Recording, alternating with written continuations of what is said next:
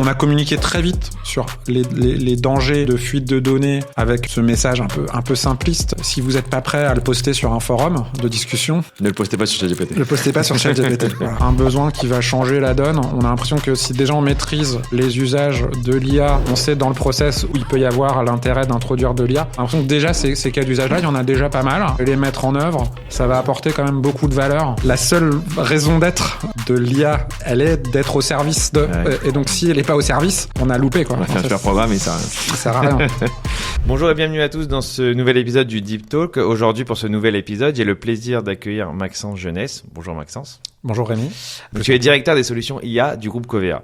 Bienvenue à toi du coup Maxence. Tu vas nous expliquer peut-être dans un premier temps quel est ton rôle au sein du groupe Covea et peut-être nous expliquer aussi qu'est-ce qu'il y a au sein du groupe Covea.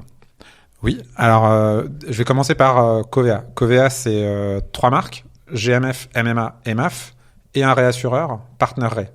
Alors GMF, MMA et MAF, je pense que je n'ai pas besoin de les présenter. Ouais. Voilà, c'est des marques d'assurance grand public. Donc Covea, c'est donc du coup la structure qui notamment héberge par exemple la direction des solutions informatiques et du numérique du groupe. Mais aussi des directions techniques ou la direction financière. Voilà. Donc Covea, c'est ça. Moi, je travaille donc du coup en tant que directeur des solutions IA du groupe Covea. Et donc du coup, je construis les solutions d'IA pour les 3 marques, donc pas pour les réassureurs, donc pour GMF, MMA et MAF. Pour donner un ordre de grandeur, Covea, les 3 marques ensemble, c'est 11,3 millions de sociétaires et c'est le premier assureur en automobile et en habitation de France. C'est très important ces chiffres-là, donc 11,3 millions de sociétaires. De sociétaires, tout à fait. 3 marques, principalement sur des assurances de type véhicules. Exactement, auto, habitation, c'est là où on est donc les premiers en France, mais aussi de la santé et puis de l'épargne. Voilà, donc vous touchez vraiment à pas mal de on couvre tout avec évidemment pas dans les mêmes proportions et aussi de l'assurance entreprise avec du coup MMA. Et aujourd'hui du coup Maxence, dans tes équipes, ça représente combien de personnes pour gérer toutes ces marques? Alors du coup on est une 50aine de personnes et la direction elle est donc on va dire organisé autour de 2 pôles. Un pôle qui est en charge d'identifier les opportunités d'utilisation de l'IA dans le groupe. Et ce pôle, il travaille fortement avec du coup les directions, les différentes directions métiers du groupe.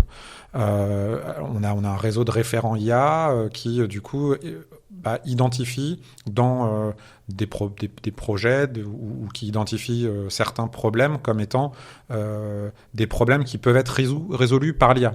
Ce qui est important de comprendre, c'est que l'IA, on la voit vraiment comme un moyen, c'est pas une finalité. L'IA, elle doit être utile, elle doit servir, doit d'abord servir le sociétaire, aider le collaborateur à mieux servir le sociétaire. Ça, c'est hyper important. Donc, on a une partie de la direction qui s'occupe de ça, d'identifier les opportunités, et puis du coup de travailler ces opportunités pour qu'elles deviennent des solutions qui sont implémentées par le deuxième pôle de la direction, qui du coup, lui, construit réellement ces solutions, et puis les opère, donc les maintient en conditions opérationnelles, fait en sorte qu'elles marchent au quotidien. On va y revenir là-dessus, c'est hyper important. Du coup, ça fait combien de temps que tu as rejoint le groupe Covea ? J'ai rejoint le groupe Covea en septembre 2021, donc ça va faire 3 ans que j'ai rejoint le groupe. Voilà. 3 ans. Et avant, du coup, ton parcours, tu étais dans quel type de secteur ? J'ai plutôt un parcours en finance. J'ai travaillé d'abord en banque d'investissement, puis après en gestion d'actifs, avant de faire un bref passage dans une société d'édition logicielle en intelligence artificielle, puis de rejoindre le groupe Covea. Super. Donc du coup, ça te parle, tous ces chiffres, la data, les mathématiques, la science.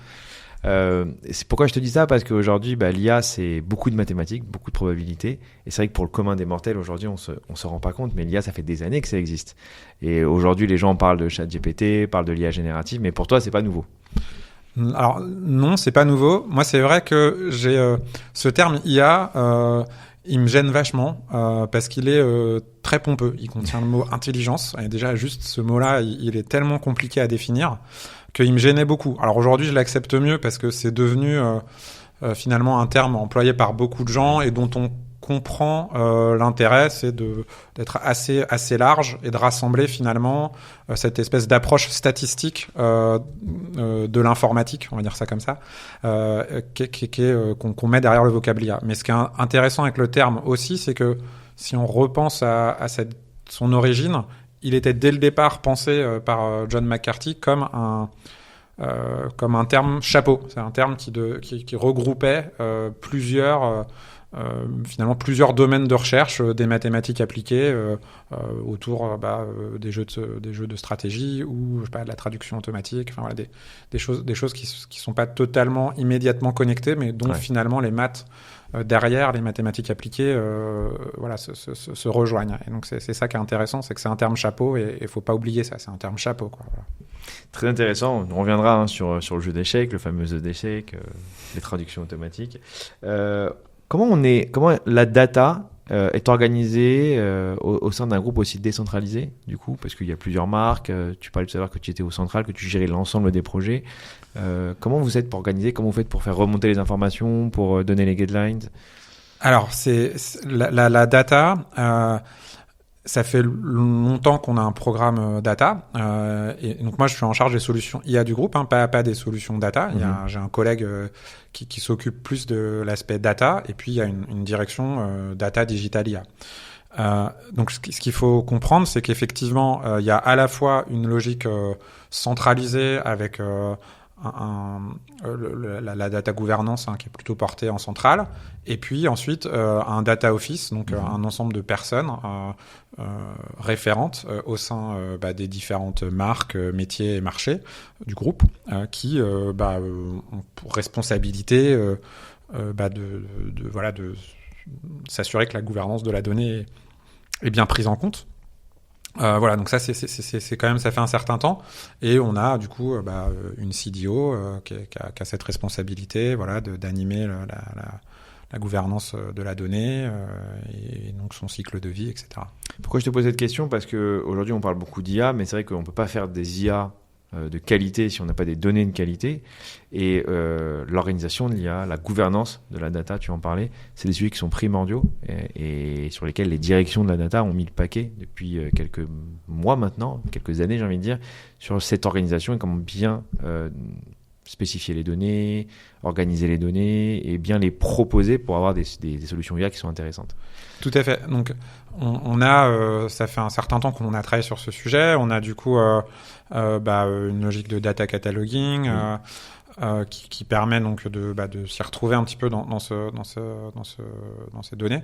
Mais ce qui est important de comprendre avec la donnée, c'est que c'est pas juste une histoire d'IA, c'est un projet informatique quel qu'il soit. En général, il va consommer de la donnée et puis il va en produire. Et donc du coup cette logique patrimoniale autour de la donnée, elle existe au-delà de l'IA. Après, la particularité avec l'IA, c'est qu'elle est à la fois consommatrice de données, et aujourd'hui avec l'IA générative, elle est aussi productrice de données, puisqu'on peut se mettre à produire des synthèses, produire automatiquement du coup. Et du coup, ça va fabriquer de la donnée qui était peut-être initialement pas forcément stockée ou difficilement accessible. Ouais, c'est sûr. Et aujourd'hui, quand on est un groupe d'assurance, comment on a vu arriver cette vague d'IA générative, toi qui étais au sein de Covéa avant même que les premiers IA LLM, on va dire, sortent? Comment vous avez vécu cette arrivée? C'est toujours intéressant de savoir parce que j'ai envie de dire chaque secteur l'a vécu différemment. Il y a des secteurs qui ont été beaucoup plus réactifs, d'autres qui ont été beaucoup plus observateurs. Comment chez Covéa vous avez vécu cette arrivée? Alors, je pense en fait, alors il y a cette idée que ChatGPT serait né en novembre 2022. Le sujet des IA, on va dire génératives, alors au sens des modèles qu'on appelle text-to-text, donc qui prennent du texte et produisent du texte, c'est pas si nouveau. En fait, en 2022, c'était pas si nouveau. Ça faisait un certain temps qu'on voyait, par GPT-1, exemple, alors il y avait GPT-1, mais je pense peut-être à des modèles de chez Google comme T5, où on voyait qu'il y avait ces espèces de paradigmes nouveaux autour de en fait, peut-être que on peut avoir des modèles un peu généralistes qui produisent du texte, qui peuvent être utiles pour faire plein de tâches différentes, comme une tâche de classification ou une tâche, par exemple, de Q&A ou une tâche de reconnaissance d'entités nommées. Et ça, c'est pas si nouveau. Donc, on le regardait de loin. On a tous été impressionnés par la vitesse d'adoption de ChatGPT. 1 million d'utilisateurs en moins de 6 mois, je crois. C'est pas de bêtises. Ça, il faut absolument pas oublier ça. C'est cette vitesse qui nous a surpris, plus que finalement le fond de la promesse qui est un modèle un peu tout terrain qui est capable de faire plein de choses, qui était quelque chose qu'on voyait déjà poindre un peu. Voilà, donc la vitesse d'adoption, ça on l'a vu très fortement nous poser plein de questions. Les premières questions, ça a été qu'est-ce qu'on fait ? Est-ce qu'on interdit l'accès ? Est-ce qu'on autorise l'accès ? Beaucoup ont bloqué, c'est ce qui ressort. Ouais, nous on a fini par bloquer aussi, mais on a bloqué à compter du moment où on a eu une solution à proposer. On a communiqué très vite sur les dangers. Les dangers éventuels de fuite de données dès lors qu'on pouvait utiliser une solution gratuite avec ce message un peu simpliste. Si vous n'êtes pas prêt à le poster sur un forum de discussion, pas mal. Ne le postez pas sur ChatGPT. Ne le postez pas sur ChatGPT. Voilà. Et c'était pas mal parce que ça permet un peu de. On a quand même. Voilà, à un moment donné, il faut se dire aussi que l'usage des outils informatiques du groupe, il dépend des utilisateurs, des employés du groupe. Donc du coup, il faut aussi savoir leur faire confiance. Et donc quand on a eu une solution qu'on a estimée plus sécurisée, eh bien, on a à ce moment-là coupé l'accès et proposé la solution sécurisée. Ah, hyper intéressant. Donc du coup, vous coupez l'accès, vous proposez une solution sécurisée. Vous avez quoi, un chat GPT interne ou un GPT interne ? Non, on a plutôt... Alors, sur l'aspect IA... texte. IA bureautique, grand public, au sens... Donc, on va dire un espèce d'accès à ChatGPT. On a plutôt pris le pari de se dire, OK, il y a Copilot de Microsoft, on a une meilleure maîtrise... des flux derrière. Vous êtes sur une stack Microsoft du coup ? Oui, on utilise effectivement Azure grandement, mais pas que, mais on utilise Azure. Et donc du coup, ce qui est important de comprendre, c'est qu'on a eu cette conviction que on avait suffisamment de garanties sur le fait que les données les échanges, les conversations qui allaient être faites par les collaborateurs au travers de cette solution Microsoft Copilot sécurisée, parce qu'on sait par où, quelque part, quelle instance est appelée. Copilot, c'est quelque chose que vous utilisez déjà de tout quotidien. À Microsoft, on utilise Word, on utilise Excel, on utilise Teams. Donc, si tu veux, les données sont déjà transmises.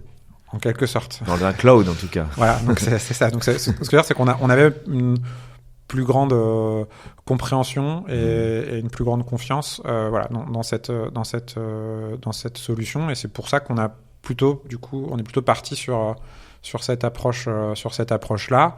On n'est pas parti sur l'approche que peut-être certains ont pu développer de se dire il faut absolument que tout soit on-prem. On sait que c'est pas possible, et on n'est pas non plus parti sur l'idée de on va faire semblant de dire qu'on a une solution interne, alors qu'en fait à la fin on fait des appels d'API, qui est peut-être ce que certains autres ont fait. On a préféré être plus transparent dans le fait que on utilise un outil de place, avec du coup un travail peut-être plus souterrain de sécurisation des tuyaux. Je dis sécurisation des tuyaux, c'est loin de moi l'idée que c'est péjoratif, mais voilà. Ou d'acculturation et de formation des utilisateurs pour savoir aussi qu'est-ce qu'ils peuvent mettre et qu'est-ce qu'ils peuvent mettre dans ces outils. Ça faisait partie. Ça faisait partie aussi des échanges qu'on a pu avoir avec les collaborateurs, et je pense que le point de départ c'était c'est une solution, tout ce qui est solution gratuite, attention, méfiez-vous, parce que si on se replace, replaçons-nous notamment début d'année 2023, Il y avait beaucoup d'effervescence.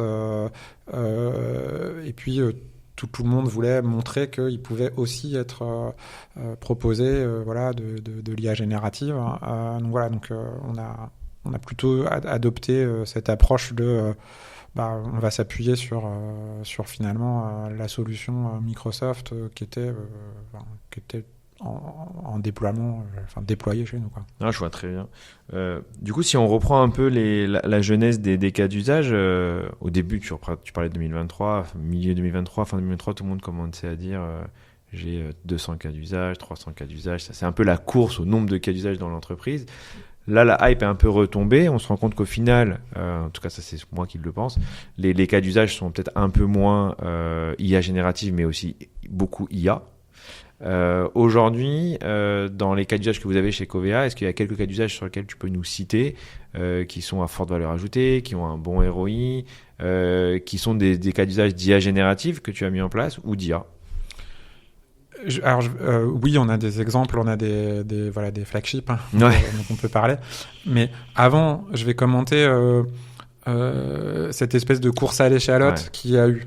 Nous, on n'a pas du tout adopté cette course à l'échalote. En tout cas, on ne l'a pas fait. Parce que, je vous ai dit, on a identifié... L'IA, c'est un projet d'entreprise. Mais ça, on le savait avant qu'il y ait ChatGPT. L'IA, c'est un projet d'entreprise. Pourquoi ? Parce que ça touche à l'activité des métiers, ça touche du coup au processus, ça touche aussi à des aspects des fois éthiques, des aspects sociaux, parce que c'est quand même une technologie qui a un pouvoir de transformation non nul. Mais elle a un pouvoir de transformation important à compter du moment où on lui fait la place. C'est-à-dire qu'il faut que dans les métiers, des fois, ils se réorganisent autour du fait que si on leur met quelque part un robot d'IA, on va dire ça comme ça, peut-être que leur métier change un peu.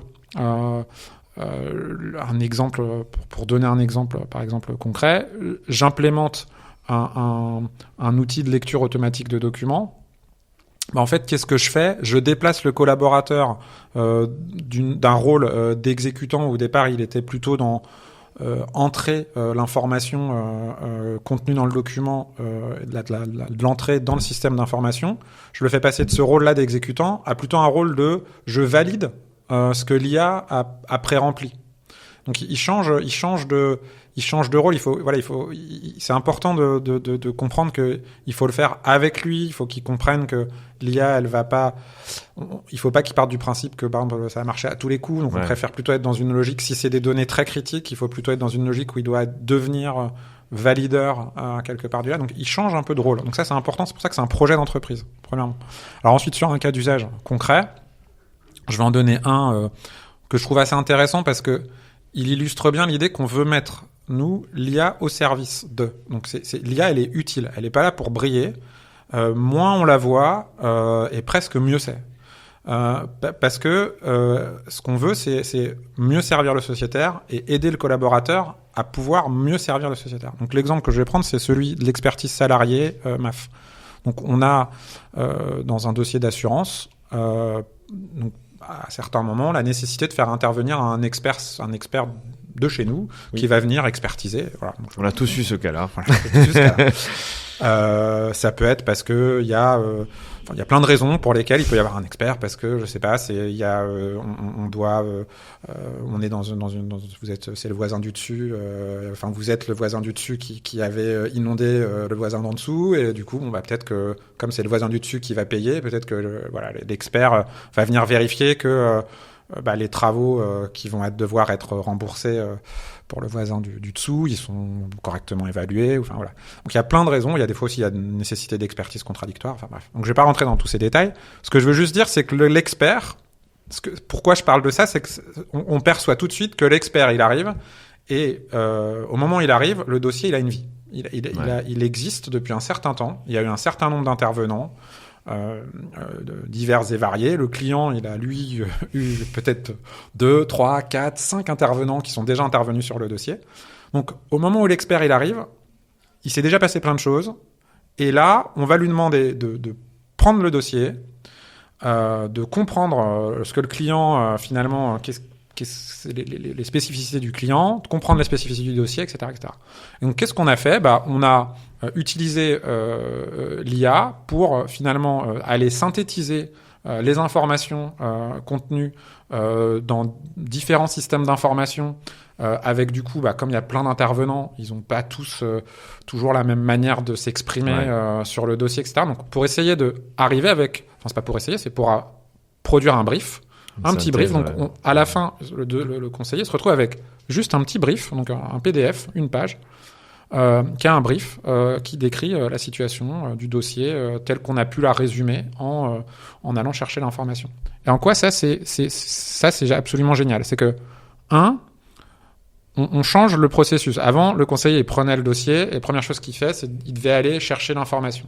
Là, ici, on lui synthétise. Donc, il part de l'information synthétique et éventuellement, s'il a besoin, il va recreuser dans un des systèmes d'information, voilà, le système de gestion sinistre ou le système, le CRM, enfin voilà. Donc, il peut aller chercher s'il a besoin, premièrement. Donc, on change un petit peu l'état d'esprit. Ensuite, comme ça marche plutôt bien, il faut le dire, il a plutôt confiance, du coup, il gagne du temps. Ce temps-là, cette énergie-là qu'il a gagnée, c'est de l'énergie qui peut passer avec le client à peut-être à mieux gérer parfois peut-être la situation difficile du client, voilà, des fois qui peut être un peu conflictuelle aussi. Enfin, donc c'est important. Voilà. Je pense que c'est si je devais raconter une histoire, je raconterais celle-là. Je sais que je l'ai racontée peut-être de manière un peu longue, mais ça explique bien. Si je peux me permettre, ça explique bien du coup le fait que ce temps qui a été gagné grâce à l'utilisation d'une IA, il a été utilisé à autre chose. Exactement. C'est ce que tu voulais dire tout à l'heure. Il a été utilisé à autre chose pour mieux servir le client. Pour mieux servir le client. Du coup, il aide le collaborateur, on sert mieux le client. Et on n'a pas quelque chose qui brille. C'est pas, ça fait des boutons partout. Ouais, ça. Ouais. C'est simplement un PDF. C'est simple, c'est facile pour le collaborateur. Et en même temps, le processus est un peu changé puisque on est passé de d'abord j'ai la synthèse et éventuellement je creuse à je dois aller chercher tout puis ensuite fabriquer la synthèse. Donc ça change un petit peu aussi son quotidien. Voilà, c'est vraiment ça qu'on vise dans nos projets.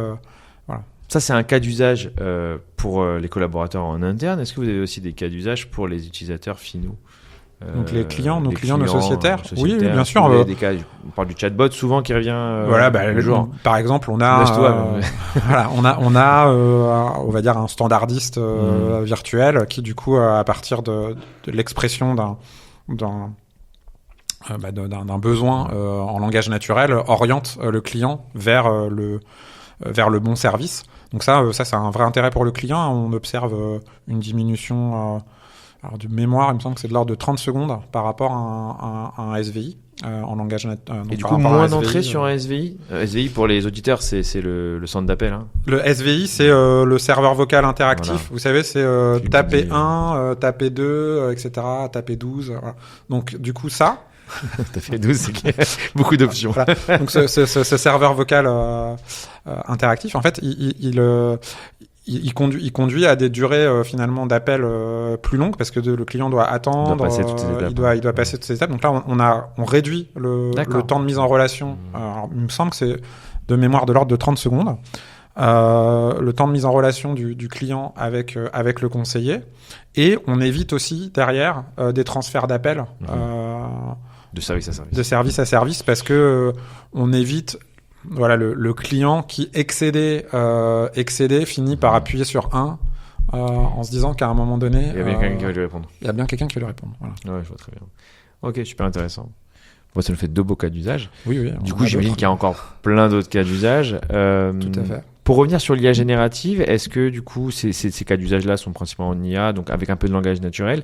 Est-ce que vous êtes aussi orienté vers des cas d'usage multimodaux Ce qu'on appelle par multimodal, c'est là on parlait du texte, mais est-ce qu'il y a des images aussi qui sont utilisées ? On peut imaginer sur des sinistres par exemple. Alors pour la détection d'images. Tout à fait. On a déjà travaillé il y a longtemps sur la détection. On va dire de dégâts dans le cadre des sinistres habitations à partir d'images. En fait, c'est un sujet qui est assez compliqué et finalement des choses plus simples basées sur une géolocalisation, une description de la pièce, une description un petit peu de la typologie de dégâts. Donc quelque part remplir un questionnaire de 4-5 questions, ça produit des résultats qui sont satisfaisants. Après, on a par exemple pour l'automobile, donc c'est différent là, que de l'habitation. Pour l'automobile, on avait travaillé avec une société sur ce sujet, et là pour le coup là ça marche bien parce que l'automobile est plus standardisé. Et on a aujourd'hui les assurés GMF, MMA et MAF.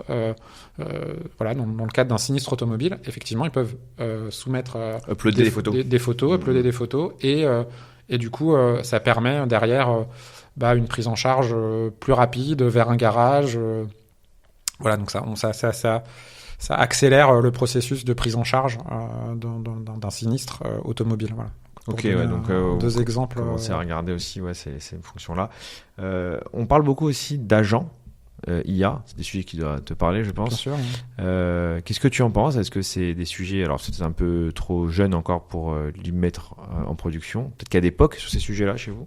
Alors on regarde un petit peu cette logique agentique. Alors moi la manière dont je la comprends, c'est parce que j'ai l'impression que c'est pas toujours compris pareil pour non, mais on aime bien avoir ton avis là-dessus du coup parce que mais la manière dont je la comprends c'est en gros une commande exprimée en langage naturel se transforme en une succession d'instructions vers différents exécuteurs. Donc ça peut être des programmes, une requête SQL, ça se transforme en un bout de requête SQL, etc. Donc cette logique-là, on l'a ou à l'exécution vers un applicatif, voilà. Donc ça on regarde un petit peu, on perçoit pas immédiatement, on se dit que c'est peut-être des cas d'usage de deuxième ordre. Par rapport à des cas d'usage où on a identifié une finalité claire ou sur lequel on sait exprimer l'orchestration, c'est-à-dire la suite des étapes. Et du coup, on vient éventuellement combler avec de l'IA générative certains passages, mais on a l'orchestration, cette espèce d'orchestration générée à la volée par la décomposition de l'instruction en langage naturel.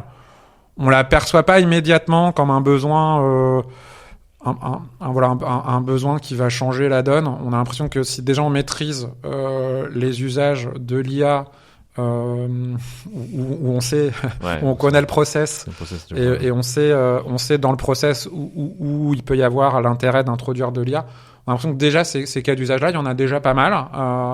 Et que les maîtriser, les mettre en œuvre, ça va apporter quand même beaucoup de valeur. Aux collaborateurs et in fine aussi aux clients. Pourquoi je dis ça ? Parce que c'est vrai que c'est des cas d'usage, en tout cas ces agences, ça fait un peu peur, quoi. On pense toujours à la science-fiction, du coup, à Heure, à Skynet, ou à des choses, quand on voit deux IA se parler entre elles ou se donner des instructions avec une IA orchestrateur qui serait capable d'orchestrer d'autres programmes, c'est toujours assez inquiétant et ça fait penser un peu à ce qu'on a vu dans les films de science-fiction. Oui, on a tous vu peut-être là récemment Claude Claude qui est un modèle d'Anthropic du coup. Voilà, donc Anthropic plutôt la société plutôt que parler de Claude. Donc Anthropic qui permet à Claude d'interagir avec finalement on va dire l'écran de l'utilisateur. Ouais. Alors on a regardé, j'ai vu quelques tests. Bon, c'est encore balbutiant, mais c'est vrai que c'est assez intéressant. Après ça pose peut-être des questions autour de finalement l'interaction avec la machine, parce que quelque part ce que les exemples que moi j'ai pu voir, ça ressemble un petit peu à j'utilise un LLM pour effectuer des actions humaines qui permettent de faire des actions, des actions humaines au sens des actions sur une interface qui est compréhensible par un humain pour faire des actions informatiques derrière. Et donc du coup, on sent bien que peut-être l'interface humaine, elle est peut-être pas nécessaire. Donc ça pose ces questions-là.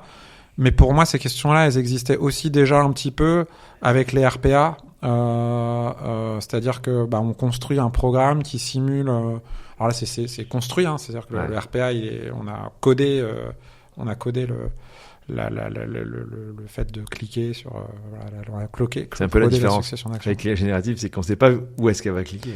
Là, ce qui se passe, c'est ça, c'est comme si c'était l'IA générative qui générait le programme de RPA. Donc, parce que j'ai aussi les RPA dans ma responsabilité. Voilà, donc on regarde ça comme cette capacité d'orchestration, puis surtout ça permet d'adresser plusieurs SI dont pour certains, finalement, leur meilleur mode d'interaction reste finalement l'interface graphique. Donc, je rebondis du coup sur les sujets d'éthique parce que c'est des sujets d'éthique qui sont hyper importants. Il y a eu l'IA Act qui a été voté, en tout cas le premier volet au mois d'août. Du coup, l'impact sur votre développement aujourd'hui, est-ce que c'est quelque chose que vous avez déjà identifié avant même que l'IA Act soit déployé, ou est-ce que c'est quelque chose que vous allez mettre à jour? Ça fait quelque chose qu'on regarde depuis longtemps. L'assurance, c'est une industrie assez régulée, quand même. Alors après, comme beaucoup d'industries. Comme la banque aussi. Comme la banque.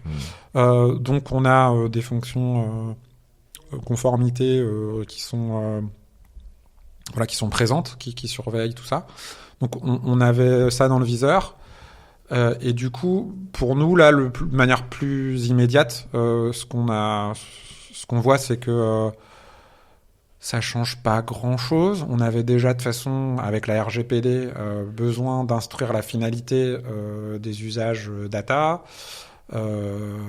Et donc, du coup, cette instruction-là, finalement, c'est une instruction un peu différente, sous un angle un peu plus algorithmique, hein, avec l'IA Act. Mais du coup, ça va venir assez naturellement ensemble. Donc, d'un point de vue, on va dire, comment on instruit les cas d'usage. Après, il y a un petit sujet qui est le sujet qui nous occupe plus en ce moment, c'est il faut fabriquer un état des lieux de toutes les solutions, on va dire, d'IA qu'on a. Alors, il s'avère qu'on avait déjà fait cet état des lieux auparavant, mais là, on essaye de le faire encore de manière encore le plus exhaustive possible, parce que on voit qu'il y a encore des choses pas forcément hyper claires sur la responsabilité entre le fait d'être déployeur, le fait d'être utilisateur, fournisseur. Enfin, je me souviens plus très bien de tous ces termes, mais il y a donc on se dit essayons d'être un peu exhaustif.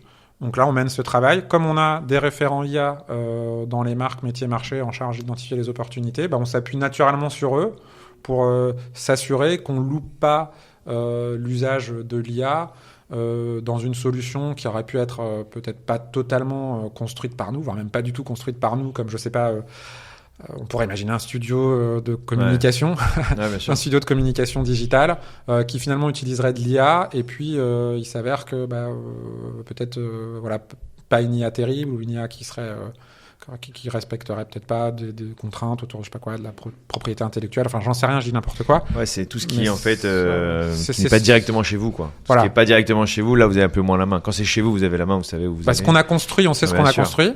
On sait ce qu'on a construit. Les solutions qui ont été même celles qu'on n'a pas construites, mais qu'on a achetées et qu'on a industrialisées, enfin qu'on a intégrées au sein d'un processus industriel, on les connaît aussi. Il reste toutes ces solutions d'IA qui peuvent être des fois achetées de manière un peu plus en direct par les métiers, sur lesquels donc on en est là de l'histoire. Ils ont sous créé une licence côté métier. On en est là de l'histoire. Ce qu'on n'aime pas côté SI. Du côté des SI. Oui, je vais pas vous dire que j'adore ça. Non, mais je vois très bien. Du coup, c'est vrai que ça me fait rebondir aussi sur le sujet du make or buy, parce que ça, c'est des questions qui ont dû se poser quand à chaque fois vous devez acheter une licence, ou à chaque fois est-ce que vous devez faire des développements en interne. Aujourd'hui, principalement, c'est quoi? C'est des développements internes que vous avez fait sur les IA, ou c'est plutôt des solutions de marché que vous avez pris? C'est un mélange. Il y a encore une fois, parce que c'est dur d'entraîner un modèle. Alors, c'est dur d'entraîner un modèle. Ouais. Mais alors, par exemple, pour donner un exemple, on a travaillé sur par exemple un sujet d'identification des intentions dans les verbatim clients des enquêtes de satisfaction. Donc, on a des enquêtes de satisfaction, on en reçoit 500 000 par an. Sujet, ça. Voilà. En fait, typiquement, là, l'enjeu, on se dit c'est peut-être un enjeu d'algorithmie. En fait, c'est pas vrai. C'est pas un enjeu d'algorithmie. L'enjeu, c'est mettre les gens autour de la table d'accord et leur dire, quand tu lis ce message, exprimés par le client, quels sont pour toi les thèmes que le client met en avant? Est-ce que c'est plutôt de l'effort client, de l'effort joignabilité? Alors, c'était fait en partie à la main ça dépend. Enfin, c'est pas. Il y a longtemps, oui, voilà. Et puis aussi, des fois, c'était pas forcément non plus exploité. Donc là, aujourd'hui, maintenant, on a une approche où on exploite ça. On a au moins une exploitation systématique statistique et qui permet aussi de pouvoir forer si on cherche un thème avec des gens plutôt pas contents, un thème avec des gens pas contents, ça va faire remonter peut-être un petit volume de verbatim et là on peut commencer à avoir un regard humain. Mais ce que je veux dire, c'est que pour entraîner les modèles, il fallait déjà que les humains se mettent d'accord sur ce message, il parle de quoi. Voilà. Et ça c'est pas neutre en fait, et c'est pour ça que je parle quand je dis c'est un projet d'entreprise, c'est même là pour juste travailler sur est-ce que par exemple je sais pas le client je suis content du conseiller mais j'ai eu du mal à l'avoir. Donc là, est-ce que on parle d'effort client, on parle de joignabilité, on parle de quoi on parle? On avait des thèmes, etc. Donc construire ce plan de classement, construire le fait de s'accorder sur le fait que ce thème-là est bien le thème évoqué. Ça, si les gens sont pas d'accord entre eux, vous arriverez pas à construire un modèle d'IA dessus. Donc on voit que c'est souvent quand même quelque chose qu'on voit nous dans nos projets. C'est en fait, ça oblige, pour utiliser l'IA, ça oblige à clarifier des fois des choses qui étaient des non-dits dans les processus métiers. C'est hyper intéressant ce que tu dis parce qu'on se rend compte que c'est pas si simple que ça en fait de créer une IA. Enfin, le modèle en lui-même il est facile, mais c'est de le mettre en place dans une entreprise, c'est pas si simple que ça et ça pose énormément de questions. Exactement. Ouais. Et on revient sur des non-dits comme tu dis et on essaie de clarifier les choses. Alors c'est bien du coup parce qu'on clarifie les choses, mais c'est vrai que on comprend pas tous la même chose sur un message en fait. Exactement. Et donc ça, parce que c'est des champs libres. Hein. On parle de champs libres, on parle pas de champs. Exactement, c'est ça. On a des gens qui expriment des champs libres, mais on a le même problème avec. On a un projet sur l'espace digital. Enfin, même plus qu'un projet. On a quelque chose sur l'espace digital d'une des marques qui permet d'orienter le message vers le bon service. Et du coup, en fait, ce qui est intéressant, c'est que on exhibe. En faisant le projet, on exhibe le fait que, est-ce que oui ou non, c'est bien à ce service de prendre en compte cette demande. Et voilà. Un vaste sujet. Non, mais c'est-à-dire que, et donc du coup, on fait porter à l'IA le fait que mais elle y arrive pas. Et puis en fait, quand on creuse le projet, on s'aperçoit que c'est pas ça le sujet. Le sujet, c'est que il y a des désaccords sur qui doit prendre en charge cette demande. Ouais.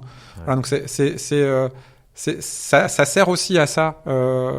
Des fois, les projets d'IA, c'est qu'ils clarifient des choses, des non-dits, comme je disais. Ouais, c'est hyper intéressant. Du coup, pour revenir toujours sur l'humain, parce qu'en final, on parle d'IA, mais l'humain est quand même au centre de tous ces sujets. On peut faire tous les projets d'IA qu'on veut, si derrière il n'est pas adopté par nos collaborateurs, il n'y a pas d'intérêt. Et c'est un sujet qu'on a évoqué tout à l'heure, la culturation, la formation. Je pense que ça, c'est quelque chose que vous avez pris à bras-le-corps dès le début. Oui. Alors, effectivement, c'est très important que l'IA qu'on fait soit utile.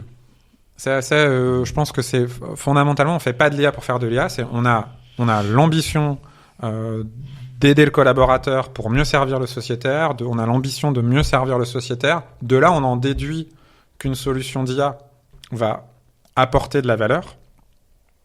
Donc ça c'est un premier élément. Et donc derrière, on s'assure que la solution elle est utilisée, qu'elle fait ce qu'on avait la promesse quelque part au-delà de en laboratoire quelque part quand on est sur les bancs de la plateforme de data science où on fait notre test et puis on finit par se dire ok ça a l'air de marcher. On essaye de suivre en production que ça marche. Donc ça c'est le premier sujet autour de l'utilisation. On s'assure que c'est bien utilisé. Après il y a la question de l'acculturation sur l'IA. Et là effectivement c'est un sujet qu'on a pris avec des formations, des petites vidéos explicatives, et puis aussi moi j'ai fait pas mal de travail d'évangélisation avec mon responsable dans les différents CODIR et aussi donc avec les différents membres du COMEX sur l'IA. Vous avez formé plutôt les membres du COMEX, vous avez formé aussi les utilisateurs. On est parti sur plutôt des messages, et des vidéos, tout un plan de com, d'acculturation auprès des collaborateurs, et dans le même temps un message un peu différent sur qu'est-ce que l'IA, qu'est-ce qu'elle peut faire, qu'est-ce qu'elle peut ne pas faire aussi, parce qu'on peut pas tout faire, et comment on peut s'en servir, rappeler que ça ne peut pas être vu que sous l'angle du prisme projet informatique, c'est un projet d'entreprise, etc. Donc cet aspect-là, on l'a traité plutôt avec cette fois-ci les membres des différents CODIR des marques, etc. Dans ce qu'on a appelé un format qu'on a appelé masterclass. L'intérêt, c'est qu'on a réussi à avoir pendant 3 heures les membres du CODIR. On en a fait, peut-être. T'as participé, ouais. Moi, c'est moi qui les ai montés avec mon responsable. On a fait 15, peut-être au moins 15, un truc comme ça. Donc ça, c'est 2024 ? 2024, ouais. On a passé 2024 à faire beaucoup ça. Toujours dans cette idée, on va pas faire... par rapport à l'idée, je vais mettre un grand plan stratégique et puis il va y avoir, je vais prendre 10 personnes très brillantes d'un cabinet. On ne citera pas. On citera pas et qui vont pondre la liste des cas d'usage qu'on va ensuite implémenter dans un programme. On n'est pas convaincu que c'est comme ça que ça marche. On pense que ça marche par le fait que les gens qui sont au quotidien qui sont au quotidien en responsabilité opérationnelle, les directeurs opérationnels vous fassent remonter des qualités. Exactement, perçoivent les possibilités de l'IA se convaincre qu'il faut y aller parce que, comme je l'ai dit, c'est un projet d'entreprise, on peut pas, à un moment donné, ce qu'on a vu, mais indépendamment de ChatGPT ou quoi que ce soit, c'est si on veut qu'un projet d'IA réussisse, il faut à un moment donné le confronter à la réalité. C'est-à-dire, il faut mettre l'indicateur, il faut mettre l'outil qui va lire les documents. Il faut le mettre dans les mains finalement des collaborateurs finaux. Ou même par exemple, on a un exemple de VoiceBot qui missionne une dépanneuse. Ce qu'on voit, c'est que on peut essayer de penser à plein de choses. À un moment donné, il faut le mettre dans les mains des clients et puis regarder comment ça se comporte en vrai dans les mains des clients pour peut-être se dire, là, en fait, on voit que tous les clients s'arrêtent à cette question. Il y a un truc qui va pas. Faut le retravailler. Est-ce que c'est parce que notre modèle d'IA qui détecte l'intention elle est mal faite? Ou peut-être, en fait, c'est la question qui est peut-être mal posée. Plutôt que de partir tête baissée dans un programme et de livrer ça à la fin, c'est un peu l'agilité, quoi. C'est à te dire, on va faire un premier MVP. Exactement, oui. C'est l'agilité, ça. En fait. C'est l'agilité. Ouais. Après, on peut voir ça sous l'angle de l'agilité. Moi, ce que je dis beaucoup, c'est que, il faut le faire vivre. Il faut faire vivre le produit d'IA. Il faut le faire vivre dans son environnement en conditions réelles, parce que c'est là qu'on verra les vraies limites et qu'on verra aussi qu'on pourra arrêter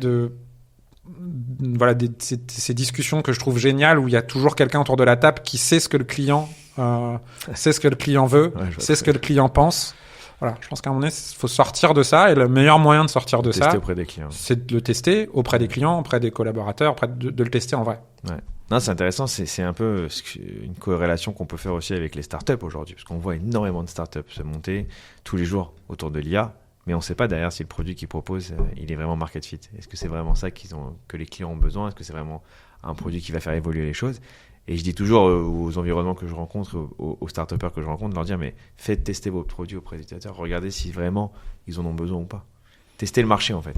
Parce que des fois, on part sur des développements comme ça pendant un an et demi, et puis quand on arrive sur le marché, on se dit, finalement, je suis pas market fit, ou je suis arrivé trop tôt, ou je suis arrivé trop tard. Et c'est un peu ça pour les petits programmes informatiques que vous développez, en fait. Et je pense que le parallèle, effectivement, est assez juste.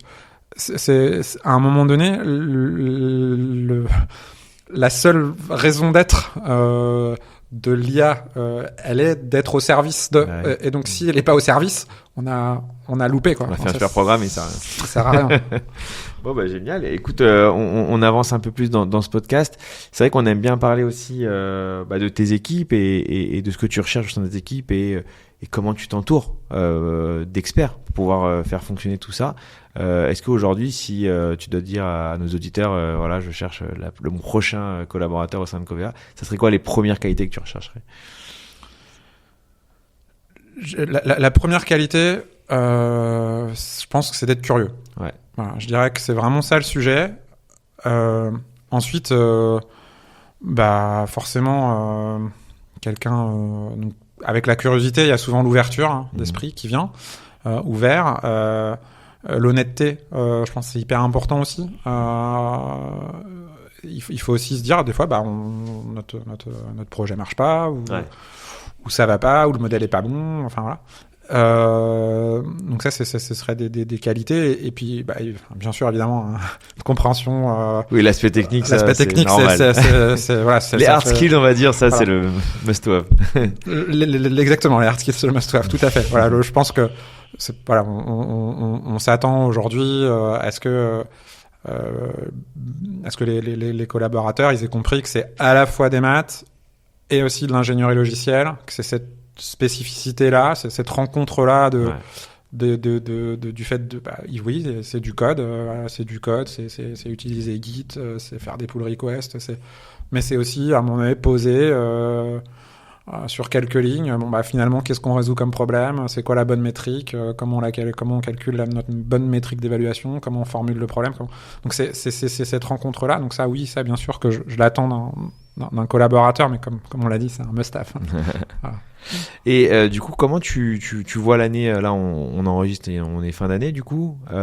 Comment tu vois l'arrivée l'année 2025 et l'IA générative, on va dire, pour l'année 2025 versus ce qu'on a connu en 2024. Il y a une autre qualité que j'attends. Pardon, vas-y, c'est d'être pragmatique. Mais vas-y. J'attends aussi le pragmatisme. Mais c'est voilà, la curiosité, l'ouverture d'esprit, mais le pragmatisme aussi, on est savoir prendre peut-être parfois des raccourcis. Ouais. Aller jouer. Alors, si on revient sur 2025, si je devais alors, au sein du groupe, pour nous, je pense qu'on a. Alors, je vais parler de ce qui est le plus simple. Moi, j'avais une petite enveloppe. Une petite enveloppe. Tout est relatif.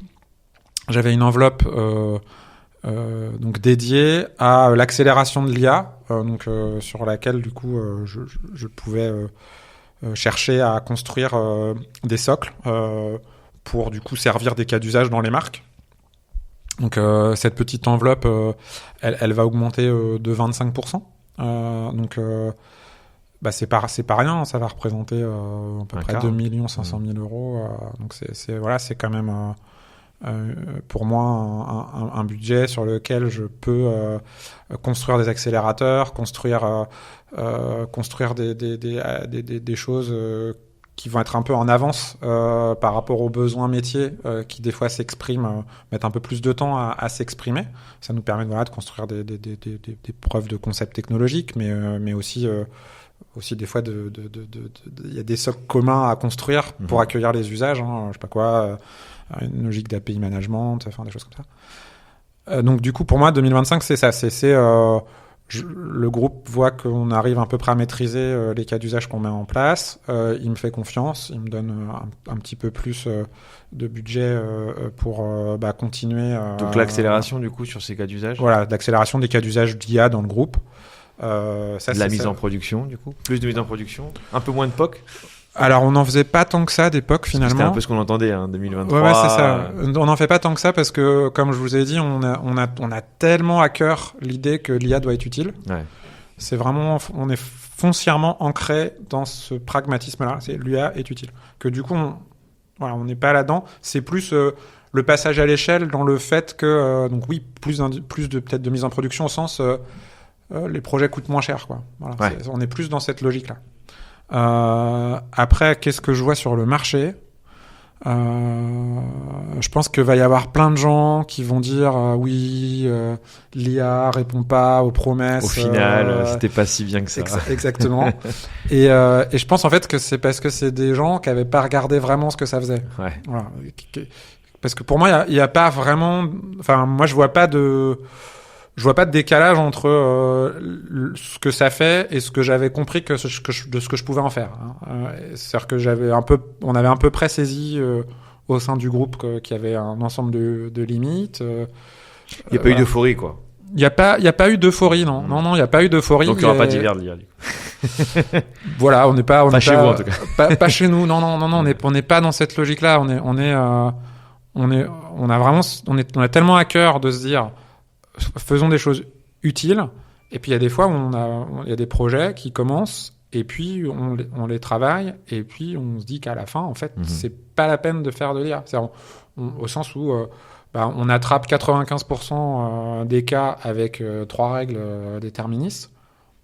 On s'arrête là. Enfin, on va pas attraper les 5% en plus. C'est tellement d'efforts. Sans parler de la consommation d'énergie que ça peut générer. On n'en a pas discuté, mais il y avait plein d'autres sujets sur lesquels on aurait pu revenir. Mais c'est vrai que j'ai eu d'autres personnes ici à ta place qui me disaient, quand tu fais une requête, ça consomme tant d'énergie sur ChatGPT, et tant d'énergie si on fait un petit programme, il n'y a pas d'intérêt de faire des requêtes-là. Exactement. On parle de frugalité. C'est tout à fait. Et si on parle en plus parce que moi là, quand je pensais aux exemples, que j'avais en tête, c'est des exemples en gros d'éligibilité de dossiers à la garantie catastrophe naturelle. Là en fait on n'était même pas sur de l'IA générative, on était sur de l'IA plus classique, des règles statistiques du type je sais pas quoi, gradient boosting, etc. Donc ça effectivement, en plus si on rajoute l'aspect maintenant IA générative avec le coût énergétique que ça représente, c'est vrai que de mémoire, le cerveau, la quantité d'énergie qu'il faut au cerveau, c'est à peu près égal à la quantité d'énergie. Donc sur une journée, si on donne la quantité d'énergie du cerveau sur une journée, on regarde maintenant la quantité d'énergie pour ChatGPT, c'est 42 requêtes. Je crois que on fait plusieurs milliers de choix, de micro-choix par jour. Donc on voit bien que si on se mettait à décider collectivement que ce serait une bonne idée de déléguer tous nos choix à ChatGPT, il y a un petit problème. C'est pas du tout énergétiquement optimal. Ça c'est clair. Parce que du coup, on fait d'un côté plusieurs milliers de choix et de l'autre côté, avec la même quantité d'énergie avec ChatGPT, on peut en faire que 42. Voilà, donc du coup, ça donne un peu un ordre de grandeur de quand même le fait qu'il faut pas négliger que le cerveau est quand même bien pratique, c'est bien voilà. Mais c'est bien de rappeler des fois les bases comme ça parce qu'on s'en rend pas compte et on part un peu tête baissée dans des idées reçues là-dessus. C'est ça, il y a peut-être des fois où on peut faire confiance aux collaborateurs et on peut se dire que c'est bien qu'il utilise son cerveau. Puis après oui, bien sûr, on peut aussi se dire à compter du moment où on est parti dans la logique qu'on allait informatiser. Oui, bien sûr que un programme informatique qui tourne sur une toute petite machine versus programme informatique comme un LLM qui tourne sur des grosses machines avec des GPU, etc. Bien sûr que l'impact énergétique n'est pas le même. Hyper intéressant, merci beaucoup en tout cas Maxence. Pour résumer, chez Covea, on fait de l'IA utile pour les collaborateurs et pour les sociétaires de l'ensemble des marques. Tout à fait. Et des belles perspectives sur 2025 aussi, vu ce que tu nous as dit, avec des projets, une accélération sur l'IA. Donc vraiment super intéressant. Tu seras du coup le bienvenu en 2025 pour nous raconter un peu tous de nouveaux cas d'usage qui intéressent nos auditeurs. Peut-être le petit mot de la fin pour toi, ce qu'on aime bien finir chez Deep Talk. Peut-être la dernière startup ou le dernier livre que tu as lu sur l'IA générative qui t'a marqué et sur lequel tu pourrais nous partager ton expérience. Alors, je sais pas si j'avais en tête une start-up là que j'ai rencontré il y a pas longtemps, mais je me dis que ce serait un peu faire du name même sans la citer, mais au moins la fonction. Mais c'était l'idée voilà, ça qui est intéressant. Voilà, c'était alors c'est pas forcément ultra révolutionnaire dans le concept, mais c'était l'idée de la production de code, mais ils sont allés assez loin quand même. Et je me dis, est-ce que c'est pas l'environnement de développement intégré de demain, l'IDE? Ouais, voilà, le fameux IDE. L'IDE de demain, est-ce que c'est pas ça l'IDE de demain? Et du coup, finalement, le code devient quelque chose qu'on voit presque plus, on n'est plus qu'au niveau des specs fonctionnels. On est dans une génération un peu low code, no code, de toute façon. On se dirige vers ça, non? Il y a cette promesse, et en même temps, à chaque fois que je l'ai vu, C'était toujours un peu décevant parce que ah oui, mais on était limité. Et là, le petit truc en plus qui m'a paru et c'est là où je me suis dit, il y a peut-être quelque chose, on est peut-être en train de vivre quelque chose de différent sur la production, sur l'édition logicielle. C'était la possibilité de une fois quelque part cette code base générée, de dire ouais, mais en fait c'est pas exactement ce que je voudrais modifier un peu, pas tout reprendre, juste un peu en langage naturel. En langage naturel, et derrière ça vient recoder en modifiant un peu, ça sans tout. Et je me dis que là il y a peut-être quelque chose dans la manière dont on interagit, dont on construit des programmes informatiques, qui peut être un espèce d'accélérateur incroyable dans la construction de programmes informatiques et du coup dans l'informatisation et la digitalisation, comment dire, qui est une force en marche depuis longtemps. Ouais, et ça m'a pas mal bluffé parce que je me suis dit ouais, peut-être qu'en fait voilà, dans les prochaines années, on regardera quelque part juste presque que de la doc, enfin je dis ça comme ça, que de la documentation, et c'est à partir de la documentation qu'on dira ah oui mais non mais ça me plaît pas, je voudrais que ce soit comme ça, et derrière le code. Ce serait pas mal. Hein. Ce serait assez. Du coup, les agents reviendraient encore sur le milieu du terrain. Ah oui, bien sûr. Voilà, c'est cette idée-là qui m'a. Enfin, c'est clair que c'était mis en œuvre. Alors, c'était une démo. C'était une démo. J'ai pas vu. Voilà, c'était peut-être un cas un peu simple. Je me rends pas compte des limites. Mais ça m'a marqué parce que je me suis dit peut-être que là, je le vois surtout comme un potentiel supplémentaire d'accélération. C'est-à-dire que du coup, on voit que l'importance. Voilà, on ira encore plus vite sur le développement logiciel.